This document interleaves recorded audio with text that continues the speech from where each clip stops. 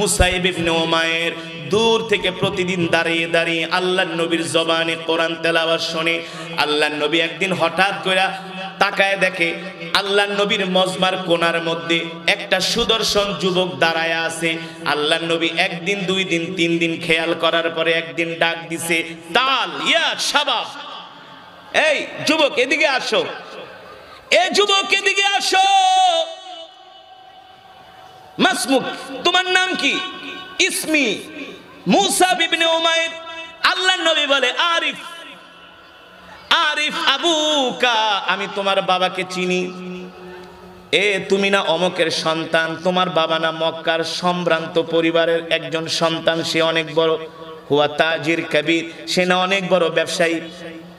মুসা ইবনে উমাইর বলে, নাম সাহ, ওগো আল্লাহর নবী আপনি ঠিকই বলেছেন, আমার বাবার নাম হলো মুসা ইবনে উমাইর, আমার বাবার নাম হলো মুসা। আপনি ঠিকই বলেছেন, আমার বাবা মক্কার একজন সবচেয়ে বড় ব্যবসায়ী, অনেক বড় ধনী মানুষ।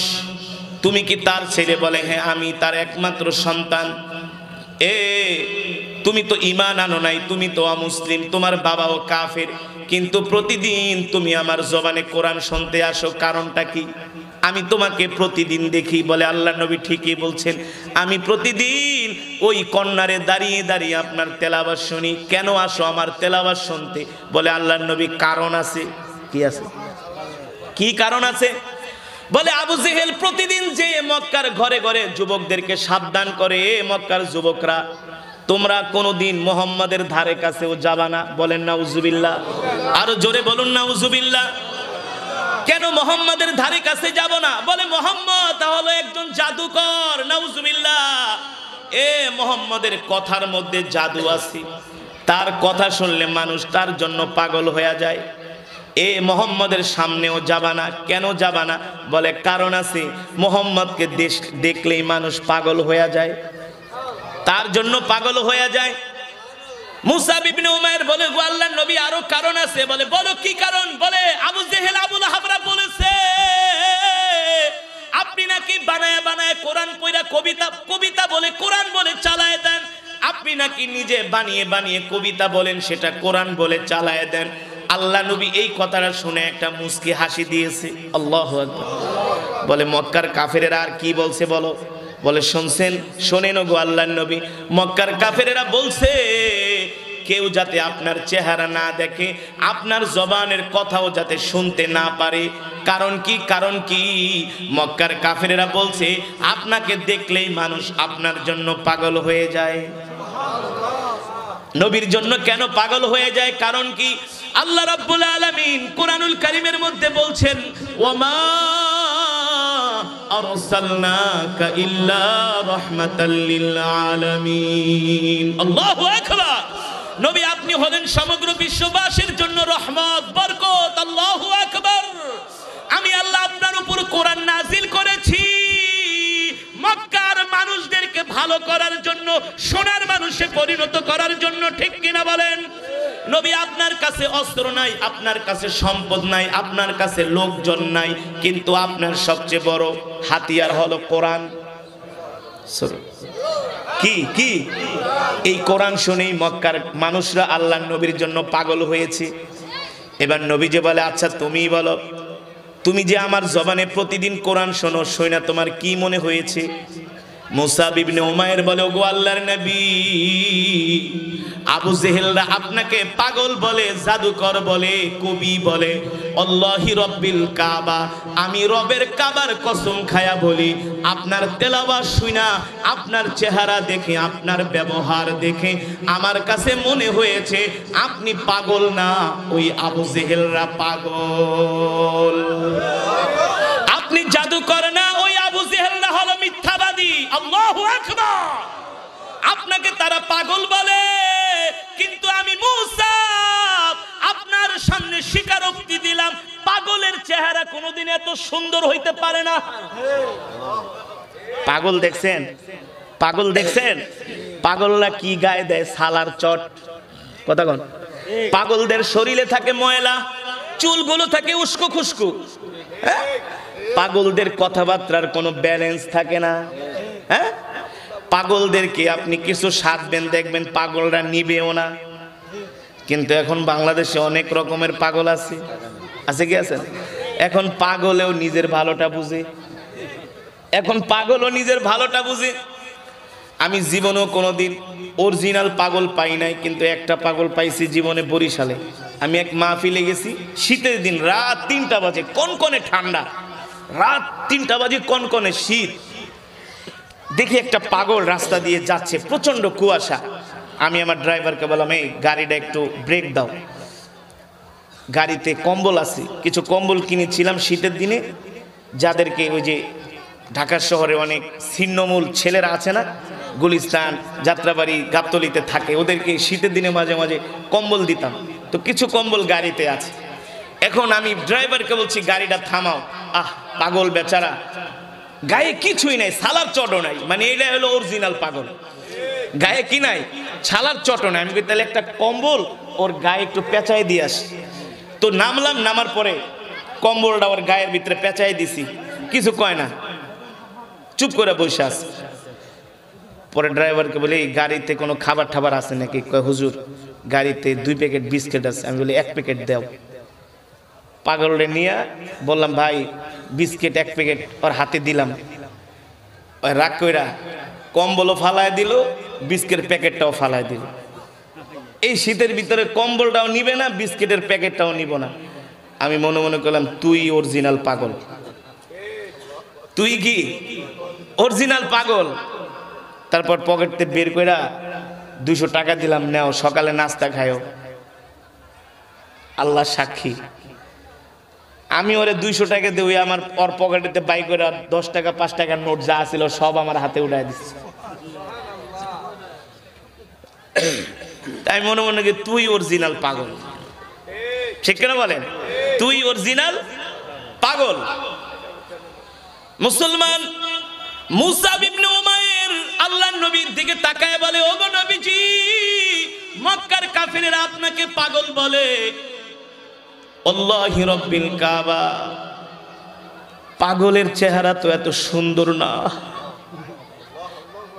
আল্লাহর কসম করে বলি, মক্কার জমিনে এত সুন্দর মানুষ আমি আজ পর্যন্ত দেখি নাই। আপনার চেহারার দিকে তাকাইলে আপনাকে এত আপন মনে হয়, এত আপন মনে হয়। আল্লাহর নবী বলে, কেমন আপন মনে হয়? আল্লাহি রাব্বিল কাবা, বাবার চাইতো আপন মনে হয়, মায়ের চাইতো আপন মনে হয়। আল্লাহর নবী বলে, মুসা, আমি তো তোমাকে প্রতিদিনই দেখি, তুমি আমার মজমায় দাঁড়ায় দাঁড়ায় কোরআন শোনো। যদি তুমি আমাকে এতই ভালোবাসো, এতই ভালোবাসো, আমি তোমাকে একটা প্রস্তাব দিব, আমার প্রস্তাবটা গ্রহণ করবে কিনা? এ নবাবগঞ্জের যুবক, কথাটা ভালো করে শোনো, তোমাদের হাতে ধরি, পায়ে পড়ি। আমরা মুসলমানের সন্তান হয়ে আল্লাহর নবীর আদর্শ মানি না, মুসলমানের সন্তান হইয়া নবীজির সুন্নত মানি না, মুসলমানের সন্তান হইয়া নবীজির আখলাক চরিত্র গ্রহণ করি না, নবীজির সুন্নত অনুযায়ী আমাদের জীবনটাকে চালাই না। অথচ অমুসলিম কাফের মুসাব ইবনে উমাইর এক মুহূর্ত আল্লাহর নবীর দিকে তাকায়া পাগল হয়ে গেছে। নবীজি বলে, মুসাব, আমি তোমাকে একটা প্রস্তাব দিব, রাখবে কিনা? মুসাব ইবনে উমাইর বলে, গো আল্লাহর নবী, কি প্রস্তাব দিবেন, কি প্রস্তাব দিবেন? এ মুসাব, যদি এতই ভালোবাসো, এতই মায়া লাগে, এতই যদি আপন মনে করো, আর দূরে কেন থাকবা? কাছে আসো, কাছে আসো। আল্লাহু আকবার।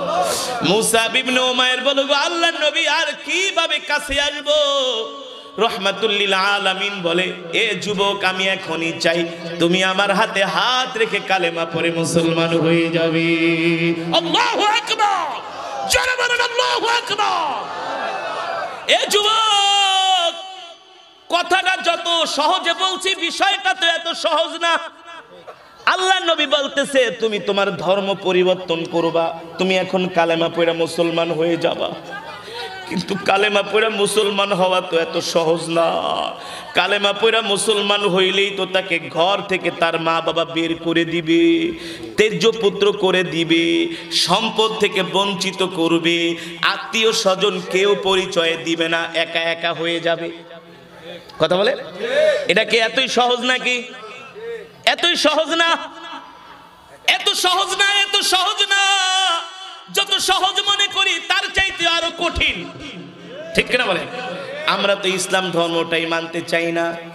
আর মুসাব ইবনে উমাইর মক্কার একজন সুদর্শন যুবক, শিক্ষিত যুবক। আবু জেহেলের টার্গেট হলো মুসাব বিন উমাইরের দিকে। এই সুশিক্ষিত যুবকটা যদি, সুন্দর যুবকটা যদি, ভদ্র যুবকটা যদি মুহাম্মদের হাতে হাত রেখে কালেমা পড়া মুসলমান হয়ে যায়, তাহলে এই যুবকের প্রভাবে আরো যুবকরাও কালেমা পড়ে মুসলমান হয়ে যাবে। এটা ছিল আবু জেহেলদের মাথা ব্যথার কারণ। কথা বুঝেন না? এটা ছিল আবু জেহেলদের মাথা ব্যথার কারণ। এই কারণে আয়েশা বলে, আগে এই যুবককে থামাও, ওকে মুহাম্মাদের কাছে যেতে দেওয়া যাবে না। ওমাকারু ওমাকারাল্লাহ ওয়াল্লাহু খায়রুল মাকিরিন। আল্লাহু আকবার। আল্লাহ তাআলা বলেন, নবী, কাফেরেরাও ষড়যন্ত্র করে আর আমিও তাদের ষড়যন্ত্রকে নস্যাৎ কইরা দিই। তারাও ষড়যন্ত্র করে, আমিও তাদের ষড়যন্ত্রের বিরুদ্ধে পাল্টা ব্যবস্থা নেই। আল্লাহু আকবার। যদি ওই মুসাব ইবনে উমাইরকে আবু জেহেল কান পরা না দিত, তাহলে কিন্তু সে নবীজির কাছে আসতো না। যখন যায় বলছে মুহাম্মদ পাগল, মুসাব ইবনে উমাইর কয়, তাহলে পাগলটারে একটু দেখতে হয়। সুবহানাল্লাহ বলে। মানুষের একটা অভ্যাস হলো, আপনি মানুষকে যেই জিনিসটা না নিষেধ করবেন, যেই বিষয়টা করতে, সেটা আরো বেশি করে করবে। তার মধ্যে একটা কিউরিসিটি জাগবে, ঠিক কিনা বলেন? দেখবেন এক জায়গায় আগুন লাগছে, পুলিশ পিটায় বলে, এই বেটা যা, দূরে যা, দূরে যা। জনগণ আরো বেশি করে কাছে যায়। হ্যাঁ, কেন যায়? মানুষের এটা হলো একটা মনের একটা আকর্ষণ, একটা কিউরিসিটি, একটা দেখার একটা আশা যে আসলে ঘটনাটা কি। আল্লাহ নবী একা একা ঘরে ছিল, কিন্তু মক্কার কাফেরেরা নবীর বিরুদ্ধে অপপ্রচার করার কারণে, তাদের এই অপপ্রচারের কারণে আল্লাহ তাআলা ইসলামটাকে ছড়ায় দিয়েছে। সুবহানাল্লাহ। তাদের এই অপপ্রচারের জবাব আল্লাহ তাআলা দ্বীনের প্রচারের পক্ষে লাগায় দিয়েছে। মুসাব ইবনে উমাইর বলছে, মুহাম্মাদের কাছে যাবা না, তাকে দেখবা না, তার চেহারাও দেখবা না, তার কথাও শুনবা না। আল্লাহর নবী মুসাব ইবনে উমাইরকে বলে, কেন আসলা? বলে, আবু জেহেল বলছে পাগল, এই কারণে আপনাকে দেখতে আসলাম। কিন্তু আসলে আপনি তো পাগল না, আপনি যেটা তেলাওয়াত করেন মক্কার কাফেরেরা বলে কবিতা, কিন্তু আমার দাদা কবি, আমার 14 গোষ্ঠী কবি। আপনার জবানে কোরআন শুনে আমার কাছে মনে হয় না এটা কবিতা, এটা হলো আল্লাহর জবানের কালাম। আল্লাহু আকবার। দেখেন আল্লাহ তাআলা কিভাবে দ্বীনকে বিজয় করে, কিভাবে দ্বীনকে বিজয় করে। এতদিন পৃথিবীতে আমেরিকা সারা পৃথিবীতে আগ্রাসন চালাইছে, ইসরায়েল ফিলিস্তিনিদেরকে মারছে, হামাস ফিলিস্তিনের পক্ষ হইয়া ইসরায়েলের উপরে হামলা করার কারণে এখন সারা পৃথিবীতে ইসরায়েলের বিরুদ্ধে হয়ে গেছে, ঠিক কিনা বলেন? সারা পৃথিবীর মুসলমানরা আমেরিকার বিরুদ্ধে চলে গেছে। কেমন বিরুদ্ধে চলে গেছে? এখন আমেরিকার কোনো পণ্য দেখলে মুসলমান সেটা কেনে না, আমেরিকাকে ইসরায়েলকে গালি দেয়, ঠিক কিনা বলেন? তারা ফিলিস্তিনিদের উপরে অত্যাচার করার কারণে আল্লাহ তাআলা ফিলিস্তিনিদের প্রতি ভালোবাসা সারা পৃথিবীর মানুষের মনের মধ্যে ঢুকায় দিছে। কথা বলেন, সঠিক নাকি ব্যাঠিক? বিশ্লেষণ ঠিক আছে তো? কাফেররা চেয়েছিল ফিলিস্তিনিদেরকে মারতে, এখন ফিলিস্তিনিদেরকে শুধু মুসলমানরা, আমেরিকার খ্রিস্টানরা এখন তাদের পক্ষে মিছিল করে, ইহুদিরাও মিছিল করে, তাদের একটা অংশ। ওমাকারু ওমাকারাল্লাহ ওয়াল্লাহু খায়রুল মাকিরিন। আল্লাহ তাআলা বলে, নবী, মক্কার কাফেরেরা যতই চক্রান্ত করুক না কেন, আমি আল্লাহ তাদের চক্রান্তকে নস্যাৎ করে দিব। আল্লাহু আকবার। আল্লাহ নবী মুসাব ইবনে উমাইরকে বললেন, তাহলে যদি মক্কার কাফেরদের সব কথা মিথ্যা হয়, তুমি যদি আমাকে সত্যবাদী বলো, আমি তোমাকে প্রস্তাব দিচ্ছি তুমি কালেমা পড়ে মুসলমান হয়ে যাও। মুসা ইবনে উমাইর ডানেও তাকায় নাই, বামেও তাকায় নাই, সামনেও না পিছেও না, আল্লাহর নবীর হাতে হাত রেখা বলে, ওগো নবীজি আপনি এখনই আমাকে কালেমা পড়ে মুসলমান বানায়া দেন। এতক্ষণ এই কথাগুলো, এই ভূমিকাগুলো কেন দিলাম? এর কারণ হলো আল্লাহ তাআলা আমাদের নবীর উপরে কোরআন নাজিল করেছেন। আল্লাহ তাআলা কোরআন নাজিল করে বলেছেন, ইয়া আইয়ুহার রাসূল বাল্লিগ মা উনজিলা ইলাইকা মির রাব্বিক ওয়া ইল্লাম তাফআল ফামা বাল্লাগতা রিসালাতা ওয়াল্লাহু ইয়াসিমুকা মিনান নাস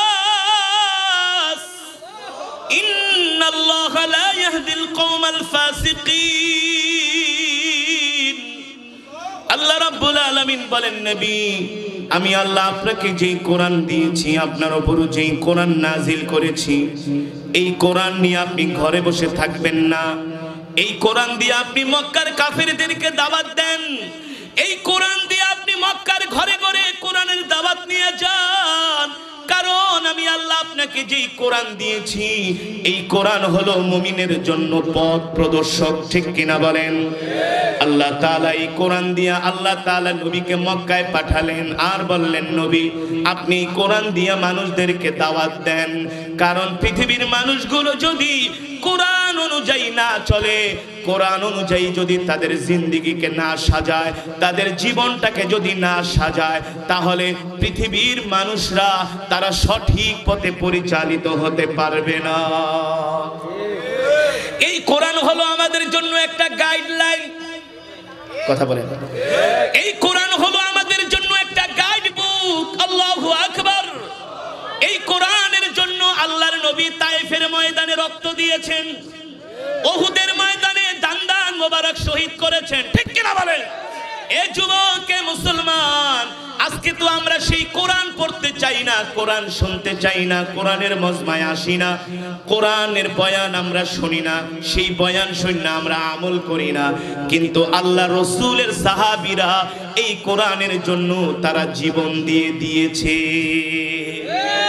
এই কোরআনের জন্য আল্লাহ নবীর সাহাবীরা জীবন দিয়ে দিয়েছে, জীবন শহীদ হয়ে গেছে এই কোরআনের জন্য, কোরআনের কথা বলার কারণে। আল্লাহু আকবার। এই কোরআনের পক্ষে কথা বলার কারণে রাসূলের সাহাবী হযরতে বেলালকে উত্তপ্ত মরুভূমির ভিতরে চিৎ করে শোয়া হযরত বেলালের মনিব উমাইয়া ইবনুল খালফ তার বুকের ভিতরে বিশাল একটা পাথর দিয়া চাপা দিছে আর বলছে, বেলাল এই কোরআনের কথা বলতে পারবি না, কোরআনের তেলাওয়াত করতে পারবি না, মুহাম্মাদের জবানে কোরআন শুনতে যেতে পারবি না। বেলাল বলে, উমাইয়া শোনো, তুমি আমার উপর যত অত্যাচার করো না কেন, যত নির্যাতন জুলুম করো না কেন, আল্লাহর নবীর জবান থেকে কোরআন শুনতে যাব, এতে যদি জীবনও চলে যায় শহীদ হয়ে যাব, আল্লাহর কোরআন শোনা বন্ধ করতে পারবো না। হযরতে বেলালকে লোহার রড গরম করে করে তার শরীরে সেকা দেওয়া হয়েছে আর বলছে, বেলাল মুহাম্মাদের কাছে যাবি না, মুহাম্মাদের জবানে কোরআন শুনবি না। বেলাল বলে, এ উমাইয়া, তুমি আমার মনিব হতে পারো, আমি তোমার গোলাম হতে পারি, কিন্তু শুনে রাখো এই কোরআন হলো আল্লাহর জবানের কালাম। সুবহানাল্লাহ বলে। আল্লাহর কোরআন শোনা থেকে তুমি আমাকে বিরত রাখতে পারবে না। আজকে দুঃখ কইরা বলতে হয়, সমাজের মেজরিটি পার্সেন্ট মুসলমান কোরআন পড়তে জানে না। আজকে যুবকরা কোরআন পড়তে পারে না। আজকে দেশের এমপি মন্ত্রীরা কোরআন পড়তে পারে না। আমাদের দেশটা, আমাদের সমাজটা কোরআন দিয়া গড়ার কথা দরকার ছিল, কিন্তু আমাদের মুসলমান সন্তানরা আজকে 10টা সূরাও পড়তে পারে না।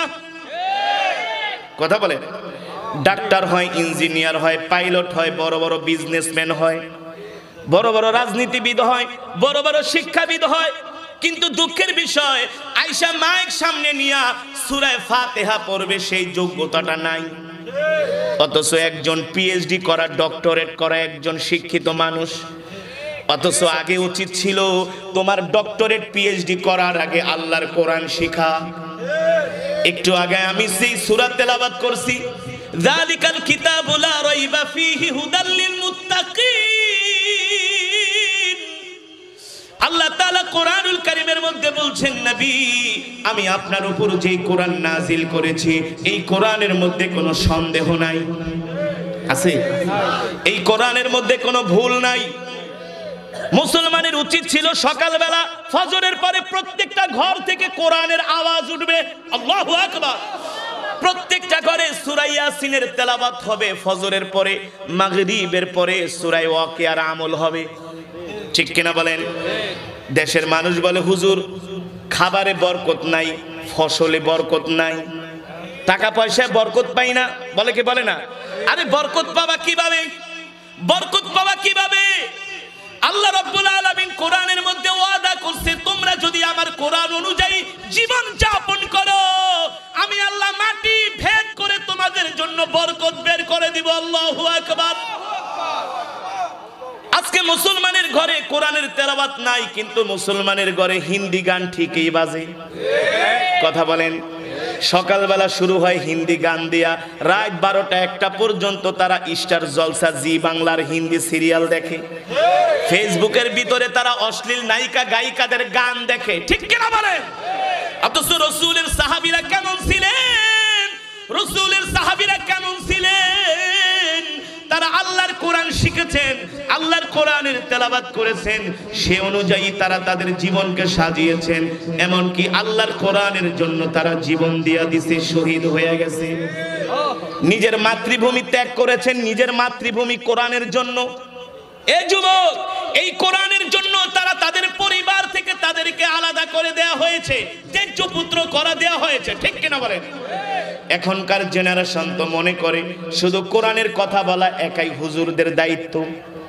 হ্যাঁ, জেনারেল শিক্ষিত যারা তারা মনে করে দ্বীনের কথা বলা কেবলমাত্র হুজুরদের দায়িত্ব। আরে কেন? হুজুররা কি ইসলাম ধর্মটা কি আল্লাহ তাআলার কাছ থেকে লিজ আনছে নাকি? না না না, এই কোরআনের কথা যেমন একজন মসজিদের খতিব বলবে, একজন কলেজের অধ্যাপক কেউ বলবে, একজন কলেজের অধ্যক্ষও বলবে, প্রিন্সিপালও বলবে, ঠিক কিনা বলেন?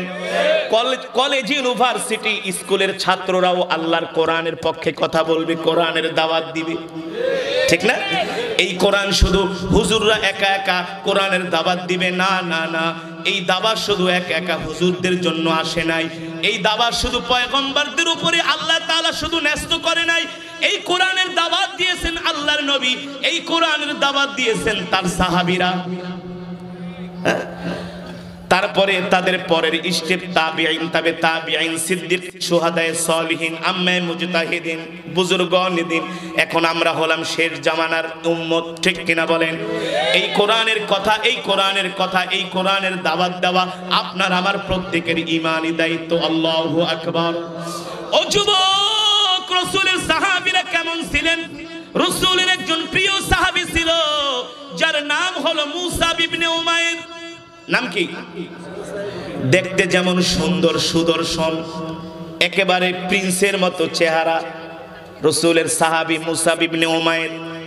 এখন তো মুসলমানের সন্তানরা মনে করে কোরআন না শিখলে কোনো সমস্যা নাই, ধর্ম না মানলে কোনো সমস্যা নাই, এটাকে তারা কোনো কিছুই মনে করে না মুসলমানের সন্তান হয়ে।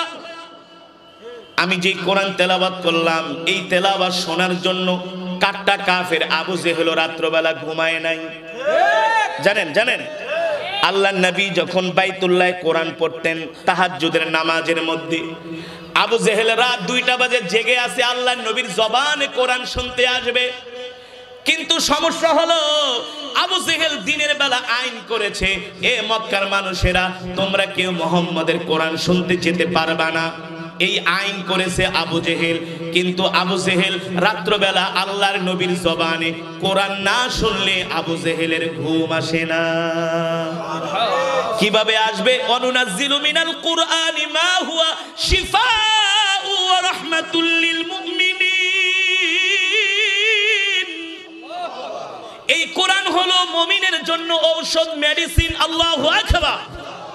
এই কোরআনের মধ্যে সব চিকিৎসা আছে, সব চিকিৎসা। আমি বলি না, আল্লাহ তাআলা বলছেন অনুনাজ্জিলু মিনাল কুরআনি মা হুয়া শিফা। শিফা মানে কি?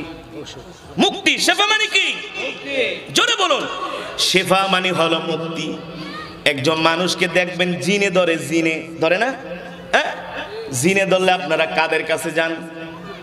কয় না, না ঠাকুরের কাছে যান? কাদের কাছে যান? কেন যান? কারণ কি? কোরআনের মধ্যে একটা সূরা আছে সূরাতুল জিন। সুবহানাল্লাহ। কোন সূরা? কোরআনুল কারীমে একটা সূরা আছে সূরাতুল জিন। কোন মানুষকে যদি জিনে ধরে, জিনে আসর করে, আপনি শুধু সূরা জিন পড়ে খালি ফু মারবেন, দেখবেন জিন তার থেকে ছুইটা যাওয়ার জন্য কেমন পায়তারা শুরু করে, অস্থির হয়ে যায়, জিন অস্থির হয়ে যায়। কোরআনের মধ্যে সূরা জিন একটা সূরা আছে। কোরআনুল কারীমের মধ্যে আল্লাহ তাআলার সবচেয়ে পছন্দের কিছু আয়াত আছে, যেই আয়াতের মধ্যে আল্লাহ তাআলার গুণ বর্ণনা করা হয়েছে, যার নাম হলো আয়াতুল কুরসি। জোরে বলুন। কেউ যদি সকাল সন্ধ্যা 5 ওয়াক্ত ফরজ নামাজের পরে আয়াতুল কুরসির তেলাওয়াত করে, আল্লাহর নবী বলেন তার ইন্তেকাল হতে দেরি, জান্নাতে যেতে দেরি নাই। আয়াতুল কুরসি তেলাওয়াত করলে আল্লাহ তাআলা তাকে সমস্ত বিপদ আপদ থেকে হেফাজত করবে। সুবহানাল্লাহ। কোরআনুল কারীমের মধ্যে একটা সূরা আছে সূরাতুল ওয়াকিআ। কোন সূরা? জোরে বলুন। কোরআনুল কারীমের মধ্যে একটা সূরা আছে সূরাতুল ওয়াকিআ। কেউ যদি মাগরিবের পরে প্রতিদিন এভরিডে সূরাতুল ওয়াকিআর তেলাওয়াত করে, তার ঘরের মধ্যে কোনোদিন অভাব হবে না, কোনোদিন তারা না খেয়ে মরবে না। আল্লাহ তাআলা তাদের ঘরের মধ্যে রিজিকে বরকত দিবে। আল্লাহু আকবার। এখন আমরা ঘরের ভিতরে রিজিক বরকত না পাইলে আমরা চইলা যাই সুদের পয়সা আনার জন্য। কথা কান, কথা কান। কিসের পয়সা? গ্রামীণ ব্যাংকে যাই, আশার কাছে যাই, হতাশ হয়ে যাই, ঘরের মধ্যে বরকত নাই, টাকা পয়সার ইনকাম নাই, ব্যবসা বাণিজ্য ভালো না, কি করব? সুদের থেকে টাকাই না, তারপরে ব্যবসায় ইনভেস্ট করে, অথচ সুদ খাওয়া, নিজের মায়ের সাথে জিনা করা। বলেন নাউজুবিল্লাহ। এটা হলো সবচেয়ে সুদের ছোট গুনাহ, ঠিক কিনা বলেন?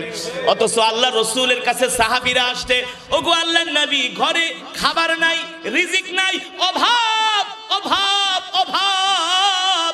আল্লাহর নবী বলে যাও যাও, বেশি বেশি করে ইস্তিগফার পড়ো। সুবহানাল্লাহ। কি পড়তে বলছেন? ইস্তিগফার। আর একজন সাহাবী আয়েশা বলে, গো আল্লাহর নবী, আনা মারিদুন জিদ্দান, আমি অনেক অসুস্থ। আল্লাহর নবী বলে যাও যাও ইস্তিগফার পড়ো। আর একজন সাহাবী আয়েশা বলে, গো আল্লাহর নবী, আমার সন্তান হয় না। বলে যাও যাও যাও, বেশি করে ইস্তিগফার পড়ো, বেশি করে ইস্তিগফার পড়ো। সাহাবায়ে কেরাম আল্লাহর নবীর সামনে বসা, আল্লাহর নবীকে ডাক দিয়া বলেন, ওগো কলিজার টুকরা নবী, 3 জন মানুষ আসলো। একজন বলল রিজিকের সমস্যা, বললেন ইস্তিগফার পড়ো। আরেকজন বললেন অসুস্থ, আপনি বললেন ইস্তিগফার পড়ো। আরেকজন বললেন সন্তান হয় না, আপনি বললেন ইস্তিগফার পড়ো। ওগো আল্লাহর নবী, ইস্তিগফারের কি এতই ফজিলত, এতই ফজিলত? আল্লাহর নবী বলে, আমি বলি না, আমি বলি না, আকাশের মালিক, জমিনের মালিক আল্লাহ তাআলা বলেছেন। সুবহানাল্লাহ। ফাফু আনহুম ওয়াস্তাগফির লাহুম ওয়াশাওিরহুম ফিল আমর ফাইযা আযামতা ফাতাওয়াক্কাল আলাল্লাহ ইন্নাল্লাহা ইউহিব্বুল মুতাওয়াক্কিলিন। আল্লাহর নবী বলেন, কেউ যদি বেশি বেশি ইস্তিগফার করে, আল্লাহ তাআলার উপর ভরসা করে, আল্লাহ তাআলা তার সমস্ত অভাব অনটন বালা মুসিবত দূর করে দেয়। সাহাবায়ে কেরাম এসে বললেন, ওগো আল্লাহর নবী, ঘরে রিজিকের সমস্যা, অভাব। আল্লাহর নবী বলে যাও যাও, প্রতিদিন সূরা ওয়াকিআর আমল করো। কিসের আমল? জোরে বলেন, কিসের আমল? সূরাতুল ওয়াকিআর আমল করো, সূরাতুল ওয়াকিআর আমল করো। আমরা যদি প্রতিদিন বাংলাদেশের 18 কোটি মুসলমানের মধ্যে যদি 10 কোটি মুসলমানও প্রতিদিন মাগরিবের পরে সূরা ওয়াকিআর আমল করতাম, আল্লাহর কসম কইরা বলি, আমাদের ঘরের মধ্যে কোনো অভাব অনটন থাকতো না। থাকতো? জোরে বলুন। ঘরের মধ্যে কোনো অভাব অনটন থাকতো না। ও মুসলমান, হযরত সাহাবায়ে কেরাম বুঝতে পেরেছেন এই কোরআন হলো তাদের জন্য শান্তি আর মুক্তি, ঠিক কিনা বলেন? কোরআন ছাড়া মুসলমানের শান্তি নাই, কোরআন ছাড়া মুসলমানের মুক্তি নাই। এই পৃথিবীর জমিনে যদি মুসলমান তাদের ইজ্জত মান সম্মান নিয়ে শান্তিতে বাঁচতে চায়, তাহলে আল্লাহর কোরআনের বিধান মানা ছাড়া মুসলমানের বিকল্প কোনো পথ নাই। এই কারণেই তো রাসূলের সাহাবীরা যেমন করে এই কোরআন পড়তেন, কোরআনকে ভালোবাসতেন, এই কোরআনের জন্য তারা জীবনও দিয়ে দিয়েছেন। আল্লাহু আকবার। যেটা বলছিলাম, রাসূলের একজন প্রিয় সাহাবী যার নাম হলো মুসাব ইবনে উমাইর। নাম কি? এখনো কালেমা পড়ে মুসলমান হয় নাই। দেখতে একেবারে সুদর্শন একজন যুবক, প্রিন্সের মতো চেহারা। আমাদের দেশে তো কিছু ছেলে আছে পড়াশোনা নাই, কোনো যোগ্যতা নাই, বংশ পরিচয় নাই, নাম দেয় প্রিন্স, আছে কিনা? কিন্তু রাসূলের সাহাবী দেখতে যেমন সুদর্শন, শিক্ষিত, ভদ্র যুবক, সম্ভ্রান্ত পরিবারের সন্তান, নাম হলো মুসাব ইবনে উমাইর। এখনো কালেমা পড়ে মুসলমান হয় নাই এখনো। কিন্তু ঈমান না আনলে কি হবে? প্রতিদিন আল্লাহর নবীর জবানে দাঁড়ায়া দাঁড়ায়া দূর থেকে কোরআনের তেলাওয়াত শুনে। আল্লাহু আকবার। ঈমান আনে নাই, এখনো মুসলমান হয় নাই। ঈমান আনে নাই, মুসলমান হয় নাই, তারপরেও আল্লাহর নবীর জবানে কোরআন শুনে। আর আমাদের মুসলমানের সন্তানরা মুসলমানের ঘরে জন্ম হইয়াও কোরআন শুনতে আসে না, মসজিদে আসে না, ঠিক কিনা বলে? ইমাম সাহেব যদি একটু লম্বা সূরা পড়ে, মনে হয় পারলে ইমাম সাহেবরে খায়া ফেলায়, কথা কন। যদি একটু 10 মিনিট ওয়াজ বেশি করে, 10 মিনিট ওয়াজ বেশি করে, তাহলে খতিবের দিকে একেবারে চোখ গরম করে তাকায়, কয় হুজুর কমন সেন্স নাই, কমন সেন্স নাই। নামাজের টাইমে 2 মিনিট বেশি হইল কেন? মসজিদে আসলে 2 মিনিট সময় বেশি হয়ে গেলে শরীরের রক্ত গরম হয়ে যায়। আর বাংলা সিনেমা দেখার সময় কে চাচা বহেন সিনেমা আর একটা দেখা যায়। শুধু এটাই না, কেন ভাতিজা বিড়ি সিগারেট দুইজনে মিলা খাই, চাচা এক টান দেয়, ভাতিজা আর এক টান দেয়, কথা কন। ভাতিজা একা জায়গা, চাচা একা বয় বেড়া 10 মিনিট পরে শেষ করে যায়। কি একরাম করে একজন আর একজন, হ্যাঁ, কি ভালোবাসা, কি মহব্বত। অথচ এই মহব্বতটা হওয়ার কথা ছিল আল্লাহর কোরআন শুনতে আসার জন্য। মসজিদে যায় এই ভালোবাসার দরকার ছিল, ভাতিজা বয় বয় আর 2টা রাকাত নামাজ বেশি পড়ি, কথা কন। আর 5 পৃষ্ঠা কোরআন বেশি তেলাওয়াত করি, আধা ঘন্টা কোরআন বেশি তেলাওয়াত করি, বয় বয় যাইস না, যাইস না, আর একটু সময় আল্লাহর জন্য দেই, ঠিক কিনা বলেন? মুসলমানের সন্তান মসজিদে আইসা সময় দিতে চায় না, কোরআনের মজমায় সময় দিতে চায় না। অথচ অমুসলিম কাফের, অমুসলিম কাফের মুসাইব ইবনে উমাইর দূর থেকে প্রতিদিন দাঁড়িয়ে দাঁড়িয়ে আল্লাহর নবীর জবানে কোরআন তেলাওয়াত শুনে। আল্লাহর নবী একদিন হঠাৎ করে তাকায় দেখে আল্লাহর নবীর মজমার কোণার মধ্যে একটা সুদর্শন যুবক দাঁড়ায় আছে। আল্লাহর নবী 1 দিন 2 দিন 3 দিন খেয়াল করার পরে একদিন ডাক দিছে, তাল ইয়া শাবাব, এই যুবক এদিকে আসো, এই যুবক এদিকে আসো। মাসমুক, তোমার নাম কি? ইসমি মুসাব ইবনে উমাইর। আল্লাহর নবী বলে, আরিফ, আরিফ আবুকা, আমি তোমার বাবাকে চিনি। এ তুমি না অমকের সন্তান, তোমার বাবা না মক্কার সম্ভ্রান্ত পরিবারের একজন সন্তান, সে অনেক বড়, হুয়া তাজির কবির, সে না অনেক বড় ব্যবসায়ী। মুসাব ইবনে উমাইর বলে, নাম সাহ, ওগো আল্লাহর নবী আপনি ঠিকই বলেছেন, আমার বাবার নাম হলো মুসাব ইবনে উমাইর, আমার বাবার নাম হলো মুসাব। আপনি ঠিকই বলেছেন, আমার বাবা মক্কার একজন সবচেয়ে বড় ব্যবসায়ী, অনেক বড় ধনী মানুষ। তুমি কি তার ছেলে? বলে হ্যাঁ, আমি তার একমাত্র সন্তান। তুমি তো ঈমান আনো নাই, তুমি তো অমুসলিম, তোমার বাবাও কাফের, কিন্তু প্রতিদিন তুমি আমার জবানে কোরআন শুনতে আসো, কারণটা কি? আমি তোমাকে প্রতিদিন দেখি। বলে আল্লাহর নবী ঠিকই বলছেন, আমি প্রতিদিন ওই কর্নারে দাঁড়িয়ে দাঁড়িয়ে আপনার তেলাওয়াত শুনি। কেন আসো আমার তেলাওয়াত শুনতে? বলে আল্লাহর নবী, কারণ আছে। কি আছে? কি কারণ আছে? বলে আবু জেহেল প্রতিদিন যে মক্কার ঘরে ঘরে যুবকদেরকে সাবধান করে, মক্কার যুবকরা তোমরা কোনোদিন মুহাম্মাদের ধারে কাছেও যাবা না। বলেন নাউজুবিল্লাহ, আরো জোরে বলুন নাউজুবিল্লাহ।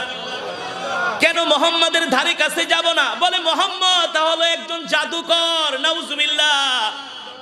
মোহাম্মদের কথার মধ্যে জাদু আছে, তার কথা শুনলে মানুষ তার জন্য পাগল হয়ে যায়।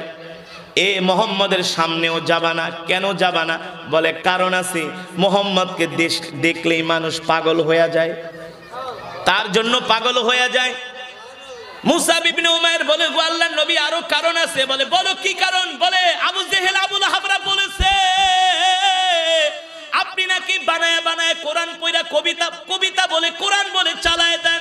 আপনি নাকি নিজে বানিয়ে বানিয়ে কবিতা বলেন, সেটা কোরআন বলে চালায় দেন। আল্লাহ নবী এই কথাটা শুনে একটা মুস্কি হাসি দিয়েছে। আল্লাহু আকবার। বলে মক্কার কাফেরেরা আর কি বলছে বলো? বলে শুনছেন? শোনেন গো আল্লাহর নবী, মক্কার কাফেরেরা বলছে কেউ যাতে আপনার চেহারা না দেখে, আপনার জবানের কথাও যাতে শুনতে না পারে। কারণ কি? কারণ কি? মক্কার কাফেরেরা বলছে আপনাকে দেখলেই মানুষ আপনার জন্য পাগল হয়ে যায়। নবীর জন্য কেন পাগল হয়ে যায়? কারণ কি? আল্লাহ রাব্বুল আলামিন কোরআনুল কারীমের মধ্যে বলছেন, ওয়ামা আরসালনাকা ইল্লা রাহমাতাল লিল আলামিন। আল্লাহু আকবার। নবী আপনি হলেন সমগ্র বিশ্ববাসীর জন্য রহমত, বরকত। আল্লাহু আকবার। আমি আল্লাহ আপনার উপর কোরআন নাজিল করেছি মক্কার মানুষদেরকে ভালো করার জন্য, সোনার মানুষে পরিণত করার জন্য। ঠিক কিনা বলেন? নবী আপনার কাছে অস্ত্র নাই, আপনার কাছে সম্পদ নাই, আপনার কাছে লোকজন নাই, কিন্তু আপনার সবচেয়ে বড় হাতিয়ার হলো কোরআন। কি কি?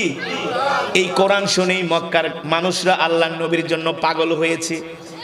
এবার নবী যে বলে, আচ্ছা তুমিই বলো, তুমি যে আমার জবানে প্রতিদিন কোরআন শোনো, শুনে তোমার কি মনে হয়েছে? মুসা ইবনে উমাইর বলে, ওগো আল্লাহর নবী, আবু জেহেলরা আপনাকে পাগল বলে, জাদুকর বলে, কবি বলে। আল্লাহি রব্বিল কাবা, আমি রবের কাবার কসম খায়া বলি, আপনার তেলাওয়াত শুনা, আপনার চেহারা দেখে, আপনার ব্যবহার দেখে আমার কাছে মনে হয়েছে আপনি পাগল না, ওই আবু জেহেলরা পাগল। আপনি জাদুকর না, ওই আবু জেহেলরা হলো মিথ্যাবাদী। আল্লাহু আকবার। আপনাকে তারা পাগল বলে, কিন্তু আমি মুসা আপনার সামনে স্বীকারোক্তি দিলাম, পাগলের চেহারা কোনোদিন এত সুন্দর হইতে পারে না। পাগল দেখছেন? পাগল দেখছেন? পাগলরা কি গায়ে দেয়? সালার চট। কথা কন। পাগলদের শরীরে থাকে ময়লা, চুলগুলো থাকে উস্কো খুস্কো। পাগলদের কথাবার্তার কোনো ব্যালেন্স থাকে না। হ্যাঁ, পাগলদেরকে আপনি কিছু সাধবেন, দেখবেন পাগলরা নিবেও না। কিন্তু এখন বাংলাদেশে অনেক রকমের পাগল আছে। আছে কি আছেন? এখন পাগলেও নিজের ভালোটা বুঝে। এখন পাগলও নিজের ভালোটা বুঝে। আমি জীবনেও কোনোদিন অরিজিনাল পাগল পাই নাই, কিন্তু একটা পাগল পাইছি জীবনে বরিশালে। আমি এক মাহফিলে গেছি, শীতের দিন, রাত 3টা বাজে, কনকনে ঠান্ডা, রাত 3টা বাজে, কনকনে শীত। দেখি একটা পাগল রাস্তা দিয়ে যাচ্ছে, প্রচন্ড কুয়াশা। আমি আমার ড্রাইভারকে বললাম, এই গাড়িটা একটু ব্রেক দাও, গাড়িতে কম্বল আছে। কিছু কম্বল কিনেছিলাম শীতের দিনে, যাদেরকে ওই যে ঢাকা শহরে অনেক ছিন্নমূল ছেলেরা আছে না, গুলিস্তান, যাত্রাবাড়ি, গাবতলীতে থাকে, ওদেরকে শীতের দিনে মাঝে মাঝে কম্বল দিতাম। তো কিছু কম্বল গাড়িতে আছে। এখন আমি ড্রাইভারকে বলছি, গাড়িটা থামাও। পাগল বেচারা, গায়ে কিছুই নাই, ছালার চটও নাই। মানে এটা হলো অরিজিনাল পাগল। গায়ে কি নাই? ছালার চটও নাই। আমি তাহলে একটা কম্বল ওর গায়ে একটু পেঁচাই দিয়ে আসি। তো নামলাম, নামার পরে কম্বলটা ওর গায়ের ভিতরে পেঁচাই দিছি, কিছু কয় না, চুপ করে বসে আছে। পরে ড্রাইভারকে বলি, গাড়িতে কোনো খাবার টাবার আছে নাকি? কয় হুজুর গাড়িতে 2 প্যাকেট বিস্কিট আছে। আমি বলি 1 প্যাকেট দাও। পাগলরে নিয়ে বললাম, ভাই বিস্কিট 1 প্যাকেট ওর হাতে দিলাম। ওই রাগ কইরা কম্বলও ফালায় দিল, বিস্কিটের প্যাকেটটাও ফালায় দিল। এই শীতের ভিতরে কম্বলটাও নিবে না, বিস্কিটের প্যাকেটটাও নিব না। আমি মনে মনে করলাম, তুই অরিজিনাল পাগল। তুই কি অরিজিনাল পাগল? তারপর পকেটতে বের কইরা 200 টাকা দিলাম, নাও সকালে নাস্তা খায়ও। আল্লাহ সাক্ষী, আমি ওরে 200 টাকা দিয়ে ওই আমার ওর পকেটেতে বাই করে 10 টাকা 5 টাকার নোট যা ছিল সব আমার হাতে উঠাই দিচ্ছে। তাই মনে মনে কি তুই অরিজিনাল পাগল, ঠিক কেন বলেন? তুই অরিজিনাল পাগল। মুসলমান মুসাব ইবনে উমাইর আল্লাহর নবীর দিকে তাকায় বলে, ওগো নবীজি, মক্কার কাফিরেরা আপনাকে পাগল বলে। আল্লাহি রাব্বিল কাবা, পাগলের চেহারা তো এত সুন্দর না। আল্লাহর কসম করে বলি, মক্কার জমিনে এত সুন্দর মানুষ আমি আজ পর্যন্ত দেখি নাই। আপনার চেহারার দিকে তাকাইলে আপনাকে এত আপন মনে হয়, এত আপন মনে হয়। আল্লাহর নবী বলে, কেমন আপন মনে হয়? আল্লাহি রাব্বিল কাবা, বাবার চাইতো আপন মনে হয়, মায়ের চাইতো আপন মনে হয়। আল্লাহর নবী বলে, মুসা, আমি তো তোমাকে প্রতিদিনই দেখি তুমি আমার মজমায় দাঁড়ায় দাঁড়ায় কোরআন শোনো। যদি তুমি আমাকে এতই ভালোবাসো, এতই ভালোবাসো, আমি তোমাকে একটা প্রস্তাব দিব, আমার প্রস্তাবটা গ্রহণ করবে কিনা? এ নবাবগঞ্জের যুবক, কথাটা ভালো করে শোনো, তোমাদের হাতে ধরি, পায়ে পড়ি। আমরা মুসলমানের সন্তান হয়ে আল্লাহর নবীর আদর্শ মানি না, মুসলমানের সন্তান হইয়া নবীজির সুন্নত মানি না, মুসলমানের সন্তান হইয়া নবীজির আখলাক চরিত্র গ্রহণ করি না, নবীজির সুন্নত অনুযায়ী আমাদের জীবনটাকে চালাই না। অথচ অমুসলিম কাফের মুসাব ইবনে উমাইর এক মুহূর্ত আল্লাহর নবীর দিকে তাকায়া পাগল হয়ে গেছে। নবীজি বলে, মুসাব, আমি তোমাকে একটা প্রস্তাব দিব, রাখবে কিনা? মুসাব ইবনে উমাইর বলে, গো আল্লাহর নবী, কি প্রস্তাব দিবেন, কি প্রস্তাব দিবেন? এ মুসাব, যদি এতই ভালোবাসো, এতই মায়া লাগে, এতই যদি আপন মনে করো, আর দূরে কেন থাকবা? কাছে আসো, কাছে আসো। আল্লাহু আকবার। মুসাব ইবনে উমাইর বলে, গো আল্লাহর নবী, আর কিভাবে কাছে আসবো? রহমাতুল লিল আলামিন বলে, এ যুবক, আমি এখনই চাই তুমি আমার হাতে হাত রেখে কালেমা পড়ে মুসলমান হয়ে যাবে। আল্লাহু আকবার, জোরে বলেন আল্লাহু আকবার। এ যুবক, কথাটা যত সহজে বলছি, বিষয়টা তো এত সহজ না। আল্লাহর নবী বলতেছে, তুমি তোমার ধর্ম পরিবর্তন করবা, তুমি এখন কালেমা পড়ে মুসলমান হয়ে যাবা। কিন্তু কালেমা পড়া মুসলমান হওয়া তো এত সহজ না। কালেমা পড়া মুসলমান হইলেই তো তাকে ঘর থেকে তার মা বাবা বের করে দিবে, তেজ্য পুত্র করে দিবে, সম্পদ থেকে বঞ্চিত করবে, আত্মীয় স্বজন কেউ পরিচয় দিবে না, একা একা হয়ে যাবে। কথা বলে, এটা কি এতই সহজ নাকি? এতই সহজ না, এত সহজ না, এত সহজ না। যত সহজ মনে করি তার চাইতে আরো কঠিন, ঠিক কিনা বলে? আমরা তো ইসলাম ধর্মটাই মানতে চাই না। আর মুসাব ইবনে উমাইর মক্কার একজন সুদর্শন যুবক, শিক্ষিত যুবক। আবু জেহেলের টার্গেট হলো মুসাব বিন উমাইরের দিকে। এই সুশিক্ষিত যুবকটা যদি, সুন্দর যুবকটা যদি, ভদ্র যুবকটা যদি মুহাম্মদের হাতে হাত রেখে কালেমা পড়া মুসলমান হয়ে যায়, তাহলে এই যুবকের প্রভাবে আরো যুবকরাও কালেমা পড়ে মুসলমান হয়ে যাবে। এটা ছিল আবু জেহেলদের মাথা ব্যথার কারণ। কথা বুঝেন নাই? এটা ছিল আবু জেহেলদের মাথা ব্যথার কারণ। এই কারণে আয়েশা বলে, আগে এই যুবককে থামাও, ওকে মুহাম্মাদের কাছে যেতে দেওয়া যাবে না। ওমাকারু ওমাকারাল্লাহ ওয়াল্লাহু খায়রুল মাকিরিন। আল্লাহু আকবার। আল্লাহ তাআলা বলেন, নবী, কাফেরেরাও ষড়যন্ত্র করে, আর আমিও তাদের ষড়যন্ত্রকে নস্যাৎ কইরা দিই। তারাও ষড়যন্ত্র করে, আমিও তাদের ষড়যন্ত্রের বিরুদ্ধে পাল্টা ব্যবস্থা নেই। আল্লাহু আকবার। যদি ওই মুসাব ইবনে উমাইরকে আবু জেহেল কান পরা না দিত, তাহলে কিন্তু সে নবীজির কাছে আসতো না। যখন যায় বলছে মুহাম্মদ পাগল, মুসাব ইবনে উমাইর কয়, তাহলে পাগলটারে একটু দেখতে হয়। সুবহানাল্লাহ বলে। মানুষের একটা অভ্যাস হলো, আপনি মানুষকে যেই জিনিসটা না নিষেধ করবেন, যেই বিষয়টা করতে, সেটা আরো বেশি করে করবে। তার মধ্যে একটা কিউরিসিটি জাগবে, ঠিক কিনা বলেন?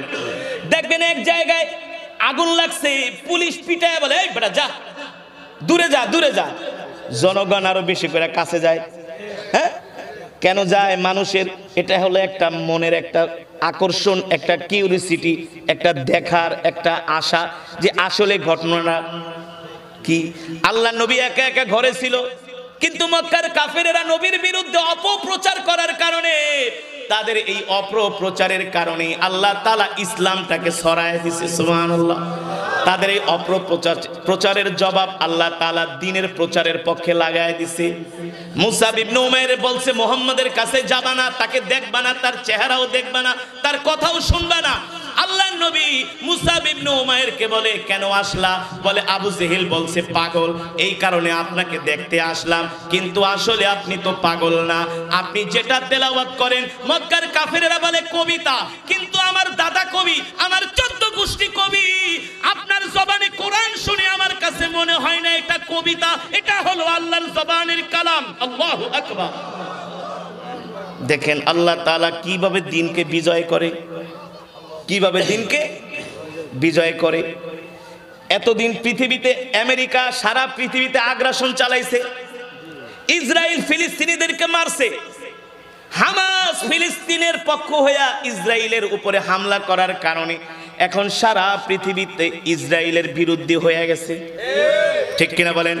সারা পৃথিবীর মুসলমানরা আমেরিকার বিরুদ্ধে চলে গেছে। কেমন বিরুদ্ধে চলে গেছে?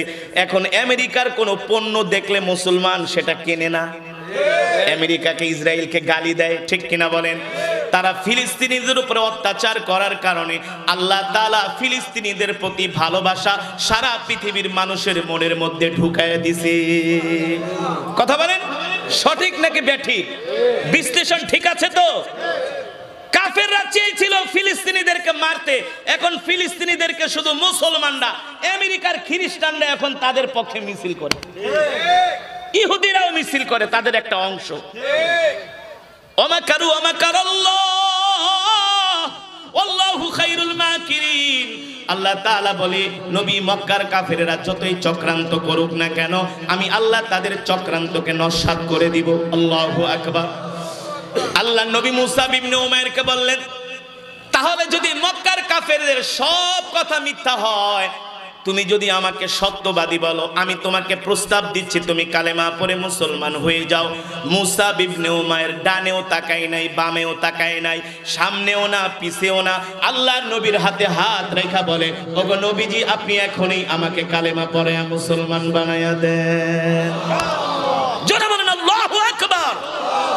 এই যুবক রাসূলের সাহাবী মুসআব ইবনে উমাইর কালেমা পড়ে মুসলমান হয়ে গেলেন। আল্লাহু আকবার। এবার মুসআব ইবনে উমাইর বলে, ওগো নবীজি, আপনি আমাকে দোয়া করে দেন, অনুমতি দেন, আমি যে মুসলমান হয়েছি এটা আমি গোপন রাখবো না, প্রকাশ করে দিব, প্রকাশ করে দিব। সুবহানাল্লাহ। এটা প্রকাশ হয়ে গেলে তো মক্কার কাফেরদের অবস্থা 12টা বেজে যাবে। হ্যাঁ, মুসআব ইবনে উমাইর বলে, আমি যে মুসলমান হয়েছি এটা আমি গোপন রাখবো না, আমি আমার পরিবারের কাছে বলবো, আমি আমার মাকে বলবো, বাবাকে বলবো, আমি আমার গোত্রের মানুষদেরকে দ্বীনের দিকে ডাকবো, তাদেরকেও আমি মুসলমান বানানোর দাওয়াত দিব। আল্লাহু আকবার। সাহাবীরা বলে, মুসআব এত গরম হয়েও না, একটু আস্তে আস্তে।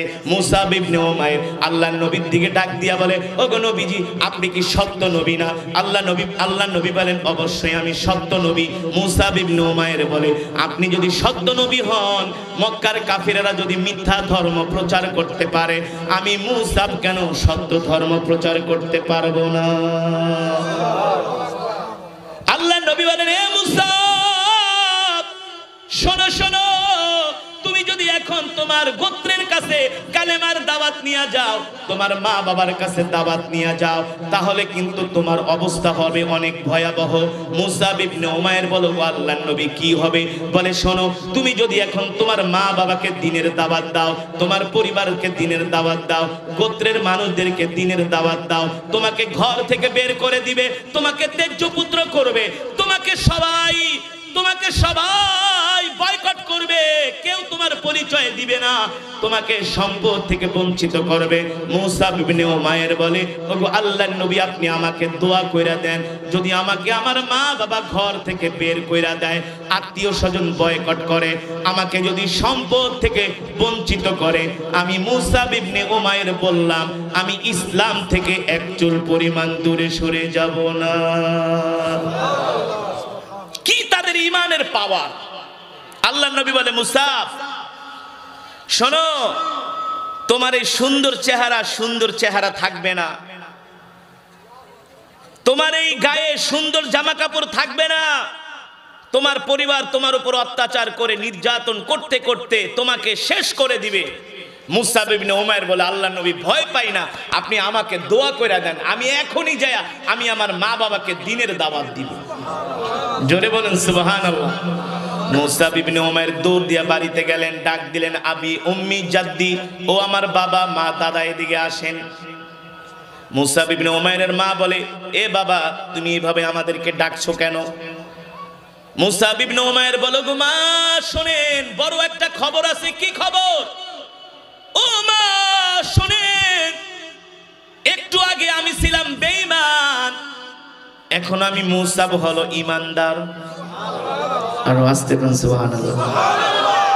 বিষয়টা কি এতই সহজ নাকি? এতই সহজ? যে মুসলমান হয়ে যাও, তোমার উপর অত্যাচার হবে, নির্যাতন হবে, জুলুম হবে। মুসা ইবনে উমাইর বলে, আল্লাহর নবী, আমি কোনো চিন্তা করি না, টেনশন করি না, আপনি আমাকে দোয়া করে দেন, আমি আমার মাকে বাবাকে, আমি আমার গোত্রের মানুষকে যায়া দ্বীনের দাওয়াত দিব। আল্লাহু আকবার। মুসা ইবনে উমাইর বাড়িতে গেলেন, মাকে ডাকলেন, বাবাকে ডাকলেন, আত্মীয় স্বজনদেরকে ডাকলেন, আর বললেন, ও মা বাবা ভাই বোন আত্মীয় স্বজন শোনেন, একটু আগেও ছিলাম আমি অমুসলিম, ঈমান হারা, এখন আমি হয়ে গেছি ঈমানওয়ালা। মুসা ইবনে উমাইরের মা বলে, বাবা কি বলো বুঝতেছি না। বলে, বুঝো না মা, আমি একটু আগে আল্লাহর নবীর হাতে হাত রেখে কালেমা পড়ে মুসলমান হয়ে গিয়েছি। আল্লাহু আকবার। জোরে বলেন আল্লাহু আকবার। মুসা ইবনে উমাইরের মা ডাক দিয়া বলে, বাবা রে, আমি তোর জনম দুঃখিনী মা, 10 মাস 10 দিন গর্ভে ধারণ করে তোকে লালন করলাম, একবারও কি মায়ের কথা মনে করলি না? বাবা ডাক দিয়া বলে, বাবা রে, ছোটবেলা থেকে তোকে এত আদর করে মানুষ করলাম, মুহাম্মাদের হাতে হাত রেখে কালেমা পড়ে মুসলমান হয়ে গেলি, ধর্ম পরিবর্তন করলি, একবারও কি বাবার কথা মনে পড়লো না? মুসা ইবনে উমাইর ডাক দিয়া বলে, মা আপনাকে ভালোবাসি, বাবা আপনাকেও ভালোবাসি, আল্লাহি রাব্বিল কাবা, রবের কাবার কসম খায়া বলি, যেই নবীর হাতে হাত রেখে কালেমা পড়ে মুসলমান হয়েছি, ওই নবীর চাইতে ভালোবাসি না। আল্লাহু আকবার। জোরে বলেন আল্লাহু আকবার। ঈমানওয়ালা হতে হলে এমন ঈমানওয়ালাই হতে হয়, ঠিক কিনা বলেন? বলে ভালোবাসি, কিন্তু নবীর চাইতে ভালোবাসি না। ও মা, আপনাকে ভালোবাসি, আল্লাহর নবীর চাইতে ভালোবাসি না। মুসা ইবনে উমাইরের মা শুইনা কান্না করতেছে, হায় রে, আমার বাবাটা মনে হয় পাগল হয়ে গেছে। মুসা ইবনে উমাইর বলে, মা আমাকে বিদায় দিয়ে দাও, আমি আর তোমাদের সাথে থাকবো না। বাবারে, কোথায় যাবি, কোথায় যাবি? বলে, যার হাতে হাত রেখে কালেমা পড়ে মুসলমান হইছি মা। আবু জেহেল আয়েশা বলছে, সে পাগল, সে জাদুকর। মা, আমি যার হাতে হাত রেখে কালেমা পড়ে মুসলমান হইছি, মক্কার কাফিরেরা তার নামে মিথ্যা কথা বলছে, বলছে সে পাগল। না মা, সে পাগল না, পাগল না, পাগল না। মুসা ইবনে উমাইরের বাবা বলে, এ সন্তান কিভাবে বুঝলি সে পাগল না? মুসা ইবনে উমাইর বলে, মা পাগলের চেহারা কোনোদিন এত সুন্দর হতে পারে না, পাগলের ব্যবহার কোনোদিন এত সুন্দর হতে পারে না। আল্লাহু আকবার। আমি তো শিক্ষিত যুবক, মুহাম্মদ সাল্লাল্লাহু আলাইহি সাল্লাম যেটা তেলাওয়াত করে, এটা পৃথিবীর কোন মানুষের কবির কাব্য নয়, এটা হলো কোরআন, এটা হলো। আল্লাহু আকবার। মুসা ইবনে উমাইর বলে, মা আমাকে বিদায় দিয়া দাও, আমি আল্লাহর নবীর কাছে চলে যাব। মুসা ইবনে উমাইরের বাবা বলে, না না, তুমি আমাদের একমাত্র সন্তান, তোমাকে আমরা ছাড়তে পারবো না, তোমাকে ছেড়ে আমরা বাঁচবো না। মুসা ইবনে উমাইর বলে, বাবা আপনি যেমন আমাকে ছাড়া বাঁচবেন না, মা আপনি যেমন আমাকে ছাড়া বাঁচবেন না, আমিও তো আল্লাহর নবীকে ছাড়া বাঁচবো না। লা ইউমিনু আহাদুকুম হাত্তা আকুনা আহাব্বা ইলাইহি মিন ওয়ালিদিহি ওয়া ওয়ালাদিহি ওয়ান নাসি আজমাইন। আল্লাহু আকবার। আল্লাহ রাসূলের হাদিস। ও যুবক, ও মুসলমান, আমি বানায়া বলি না, আল্লাহর নবী বলে দুনিয়ার মানুষ ততক্ষণ পর্যন্ত তোমরা মুমিন হতে পারবা না যতক্ষণ পর্যন্ত তোমরা তোমাদের পরিবার পরিজন, মা বাবা, স্ত্রী, সন্তান সন্ততি সব কিছুর চাইতে আমি নবীকে ভালো না বাসবা ততক্ষণ পর্যন্ত তোমরা মুমিন হতে পারবা না। মুমিন হতে পারবা না। নিজেকে মুমিন দাবি করলেই মুমিন হওয়া যায় না, ঠিক কিনা বলেন? মুসলমান দাবি করলেই মুসলমান হওয়া যায় না। মুসলমান মুমিন হতে হলে সব কিছুর চাইতে পরিবার পরিজন, আত্মীয় স্বজন, ছেলে সন্তান, স্ত্রী, নেতা নেত্রী, দেশ সব কিছুর চাইতে আল্লাহর নবীকে ভালোবাসতে হবে। কথা স্পষ্ট।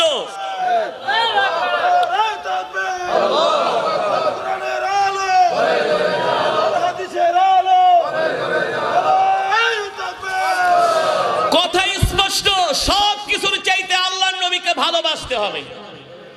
হ্যাঁ, স্ত্রীর চাইতে নবীকে ভালোবাসতে হবে।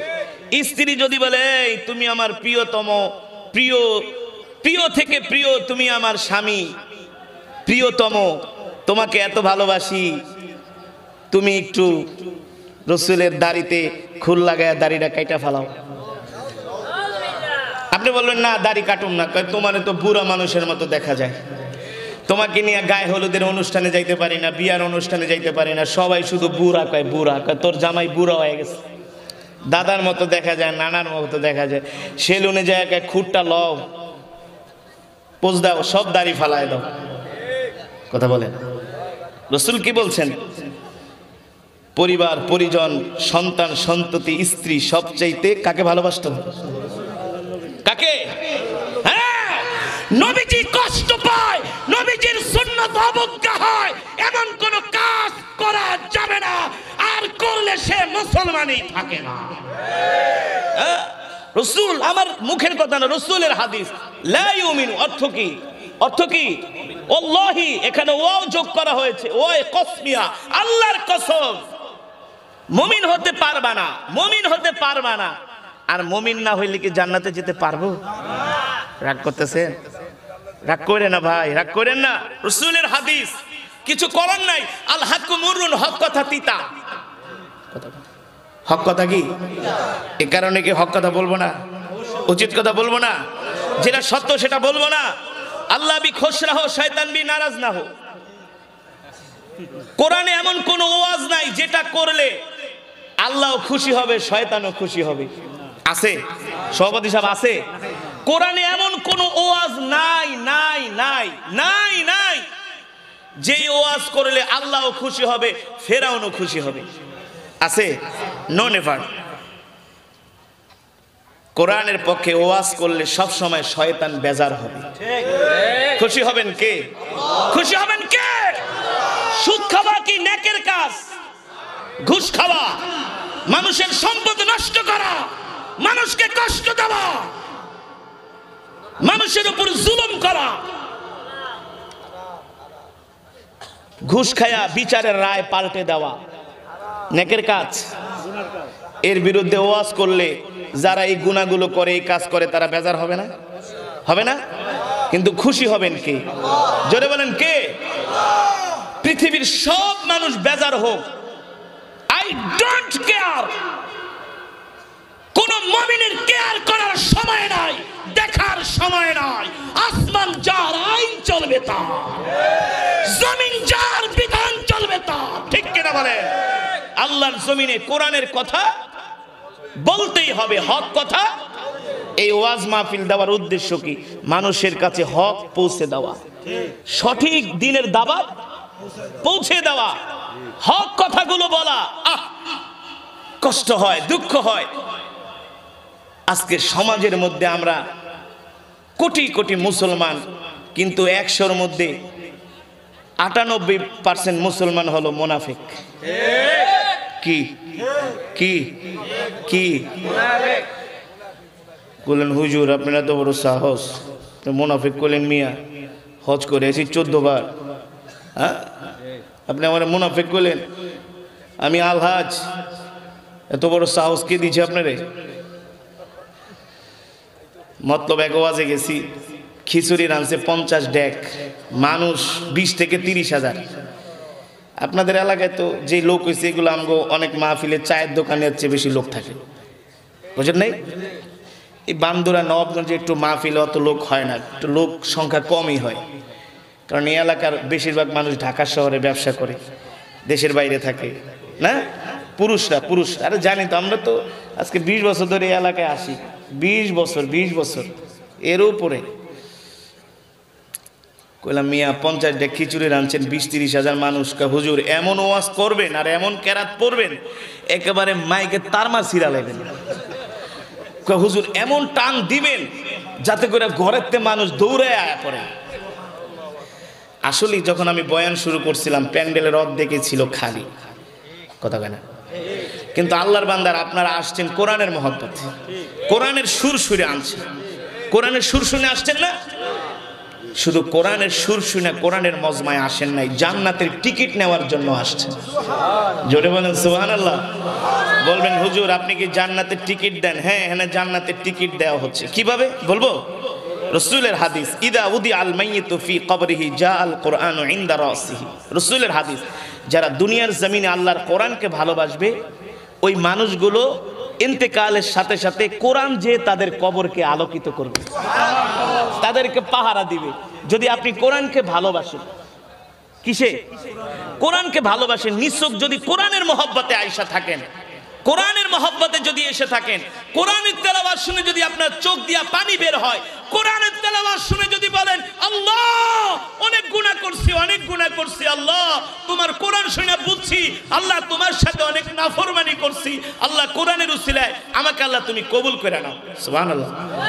আল্লাহ তাআলা বান্দাকে যে কোনো এক উসিলায় মাফ করবে। হতে পারে আজকের কোরআন তেলাওয়াত শুনতে আসছেন, এই উসিলায় আল্লাহ তাআলা আমাদেরকে ক্ষমা করে দিতে পারে। তাহলে ক্ষমা করলেই তো জান্নাত, তার মানে জান্নাতের টিকিট, ঠিক কিনা বলেন? সুবহানাল্লাহ বলেন। জান্নাতের টিকিট। তো এখন আমি বলি ভাই 50 ডেক খিচুড়ি রাঁধছেন, মানুষ এত কয় হুজুর, কয় হুজুর পারলে 3-4 ঘন্টা ওয়াজ করেন। আমি কি মিয়া এটা কি মেশিন নাকি? হ্যাঁ, আমার আগে যে ভাই ওয়াজ করছে হুজুর তাড়াতাড়ি ওঠেন, 1.5 ঘন্টা হয়ে গেছে গা, এর অবস্থা খারাপ। আমার কিন্তু 1.5 ঘন্টার উপরে হয়ে গেছে, 1.5 ঘন্টার উপরে হয়ে গেছে। হুজুর 3-4 ঘন্টা ওয়াজ করবেন। আমি কোন কি আমগো এলাকার মানুষ খুব ধার্মিক, সারা রাত ওয়াজ করলেও কেউ যাইব না, সারা রাত ওয়াজ করলেও। আমি বলি ভাই ওই ওয়াজ তো আবার আমি করি না, ওয়াজ হবে সর্বোচ্চ 11:30, 11টা, বেশি হইলে 12টা, এর উপরে কোনো ওয়াজ। সারা রাত ওয়াজ শুনলেন মাগার, যদি ফজরের নামাজ পড়তে না পারেন এই ওয়াজ শুনে কোনো লাভ। 50,000 বছর ওয়াজ শোনা আর 1 ওয়াক্ত ফজরের সালাত তার চাইতে উত্তম। সুবহানাল্লাহ, জোরে বলেন সুবহানাল্লাহ। রাসূলের হাদিস, এই কথা কিন্তু আপনাদেরকে বুঝাইতেছি, আকল মান ইশারা কাফি হে, এটা কিন্তু ওই মতলব না, আপনাকে বুঝাইতেছি। ফজরের 2 রাকাত সুন্নত সারা পৃথিবীর মাঝে যা কিছু আছে তার চাইতেও। আল্লাহু আকবার, আল্লাহু আকবার। এবার শোনেন, তুই মিয়া 3-4 ঘন্টা ওয়াজ করুন, 3-4 ঘন্টা ওয়াজ করুন, সুন্নতের কথা বলছি, ফরজ না। ফজরের 2 রাকাত সুন্নত, একে বোঝার চেষ্টা করেন। তাই আমি বলতেছি 3-4 ঘন্টা ওয়াজ করুন। হুজুর একদম হুজুর শেষ করে হালাইবেন ওয়াজ কইরা। আমি কই তো ভালোই তো কথা, ওয়াজ কয় বছর ধরে? হুজুর বেশি না, 48তম ওয়াজ। তার মানে কত বছর? 48 বছর। আমি কই ইমাম সাহেব মাহফিলও তো বড়, লোকজনেরও অভাব নাই, খিচুড়ও 50 ডেক মাশাআল্লাহ, মসজিদও তো সুন্দর। হুজুর বুঝেন না, গ্রামের ভিতরে মসজিদে এসি লাগাইছি, এলাকার মানুষ খুব দানশীল, এসি রে মসজিদ রে পাকা করছে, এসি লাগাইছে, টাইলস লাগাইছে, হুজুর খুব দানশীল মাশাআল্লাহ। তো ইমাম সাহেব ফজরের নামাজের কি অবস্থা, কেমন মুসল্লি টুসল্লি হয়? কোন নামাজ? কোন নামাজ? ফজর। ফজর ইমাম সাহেব হুজুর কি কম দুঃখের কথা, 80 ঘরে খাই। কয় ঘরে? কয় ঘরে? 80 ঘর বুঝছেন তো? বুঝেন নাই? 80 বাড়ি থেকে খাবার দেয় ইমাম সাহেবরে, 80 বাড়ি 80টা ঘর। হুজুর ফজরের নামাজে 8 জন মুসল্লি হয় না। কয়জন? সত্য না মিথ্যা? সঠিক নাকি ব্যাঠিক? এখানে মঞ্চে যারা আছে ম্যাক্সিমাম ইমাম সাহেব, আপনারাই কোন ফজরের নামাজে কয় কাতার হয় মুসল্লি? তোমার 1.5 কাতার, তোমার কাতার কয়টা? 14 কাতারে 1.5 কাতার মুসল্লি। খুব প্রশংসা করতেছে মুসল্লি, মাশাআল্লাহ, এমন ইমামই দরকার। যাক, তাও মুসল্লিদের পক্ষে বলছে। কাতার 14টা, মুসল্লি হয় কয় কাতার? 1.5 কাতার। 9 কাতারে 4 জন, তাও বয়স হলো 50-এর উপরে। যারা 1.5 কাতার আহে, 1.5 কাতারে মুসল্লি যারা বেশির বয়স হলো 60-এর উপরে, 50-এর উপরে। কারণ বুড়া মানুষ এমনি রাতে 3-4 ঘন্টা ঘুমাইলে আর ঘুমায় না। হ্যাঁ, বৃদ্ধ মানুষ 3-4 ঘন্টা ঘুমাইলেই অটো ঘুমাইয়ে যায়। হ্যাঁ না, এটা সায়েন্স বলে মানুষের বয়স বাড়লে তার রিজিক কমে যায়, ঘুম কমে যায়, অটো তাদের ঘুম কমে যায়, রিজিক কমে যায়। কোন কি 80 ঘরে খায় মুসল্লি 80 জন হয় না, 80 জন হয় না। তা জুমার নামাজে কি অবস্থা? হুজুর উজুখানে মাঠেও জায়গা দেওয়া যায় না। তার মানে জুমার নামাজ আপনার উপর ফরজ, আর ফজরের নামাজ নফল। নফল। আল্লাহর নবী বলছেন, যারা ফজরের নামাজ পড়ে না, আসরের নামাজ পড়ে না, ওরা হলো মুনাফিক। মুনাফিক, মুনাফিক। কারণ মুনাফিকরা ফজরের নামাজ পড়তে, আসরের নামাজ আসর কেন পড়তে পারে না জানেন? মুনাফিকরা আসরের সময় দুনিয়া, ব্যবসা বাণিজ্য, চাকরি বাকরি নিয়ে হিসাবে ব্যস্ত থাকে।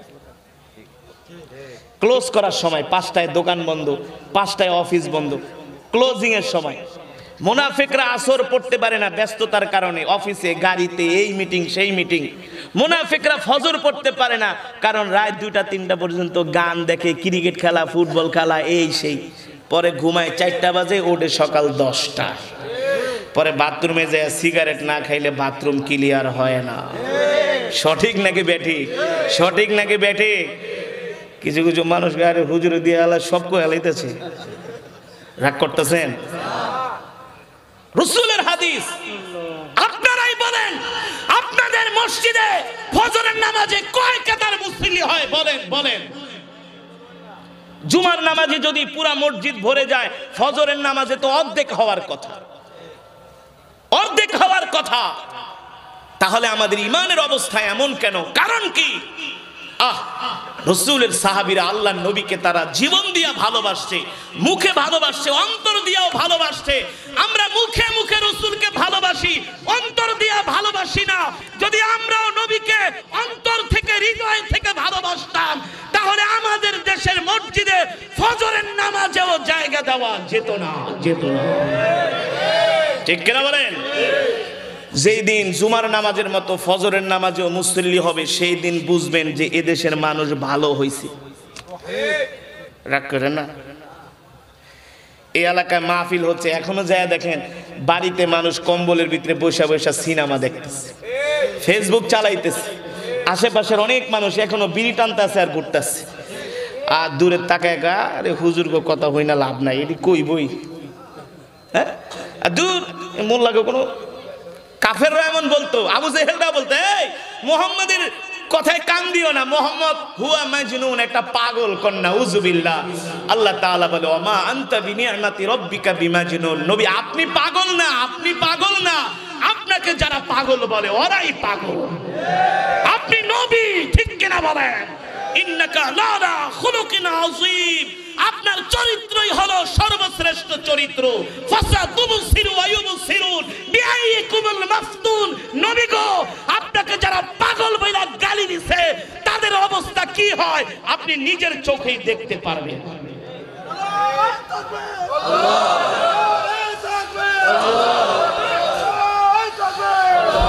আজকে